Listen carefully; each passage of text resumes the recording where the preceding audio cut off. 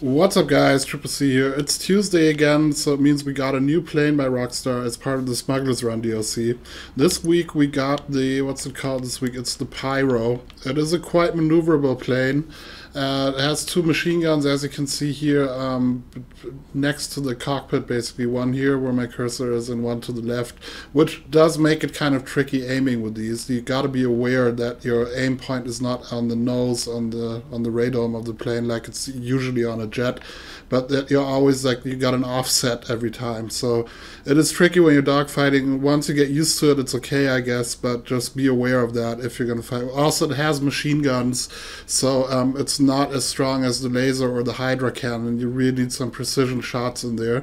Therefore, it does have a higher range, though. Now, like all the other planes that were released with the Smuggler's Run, you can upgrade it, so you can take it to your hangar and get all the handling upgrades and whatnot. Also, for the weapons, you can get the homing missiles and just make it a bit more agile and versatile in that sense. Like, the price of it is, I got the trade price unlocked already, so I'm not even quite sure what the regular price would be. Make it plus $1 million, it's probably going to be something around 4.3, 4.2, just a wild guess here. So yeah, quite expensive, and that's also why me personally, I'm not buying it, because I'm pretty sure I did it in a resupply mission on one of these hangar missions, resupplying the hangar. But me not being a big pilot in this game, I mean, this is great for all the people that really love the flying aspect of the game, but I'm just cool if I have my Hydra or my laser and need to get somewhere quick or need to shoot somebody down. I'm fine with those. Like, I'm not that deep into this aspect of the game, so probably, like, I don't want to give any real recommendation on this because I'm just not the right person to ask for this. This is just some basic info that anybody can get here. Let's take a look at it. So yeah, it says some irrelevant shit. Sorry, I don't know. It says some shit like it's got twin cannons. Oh yeah, it's also from what I heard, it's a two-seater, so you can take somebody with you, only the second person can't do anything. I can also actually see it here. You got the left hand, here's the pilot, and they're the first officer, I guess, or whatever. But he can't do anything, you know, so he's just sitting there. You could, because the seats are next to each other, what you can do is that the pilot ejects, and then the co-pilot would take over the controls, and he can continue flying it. That's about it for this one. So yeah, if you got the money and you think it's fun doing all this flying stuff, maybe this might be your plane. It is a very agile plane, but yeah, draw your own conclusion if it's worth the money for you. Of course, if you have modded money and all that, that's not going to be an issue for you. For all the people that are on the grind here on this game, grinding hard for their money, I mean, this stuff has gotten so expensive that you really got to see if you're going to spend that money. But yeah, without further ado, let's jump into today's races. Check you guys in tomorrow's live stream for Race Day Wednesday, and I'm out. Peace.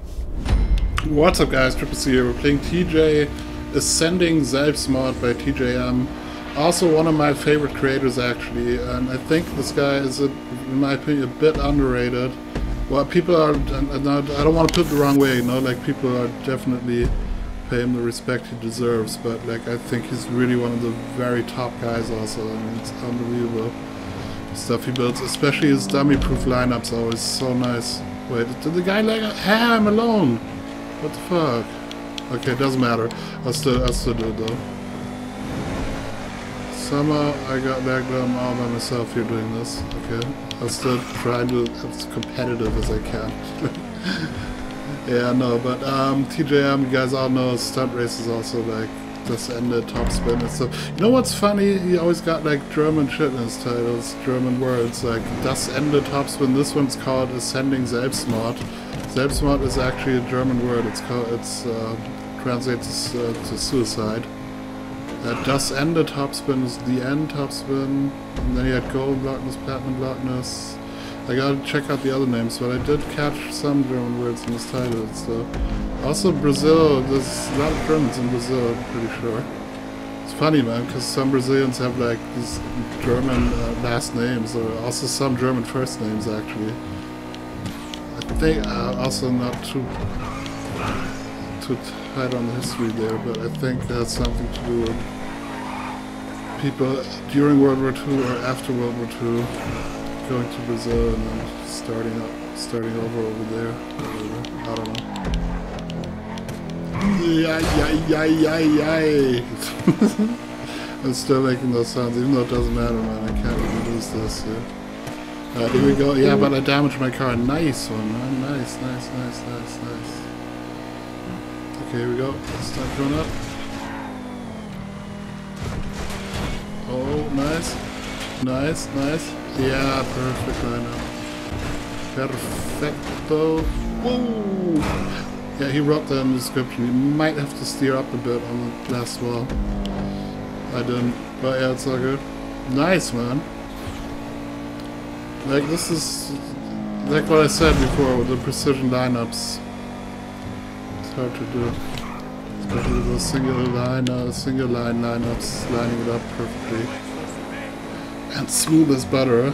Actually, man, you got to play these races in single player lobbies to see how smooth these races are. Sometimes already if you got 5 people in there, you already get like bricking issues. Or also not even only bricking, but it's just not as smooth as it really is. You always have like these scratching sounds and as the car goes over the stunt.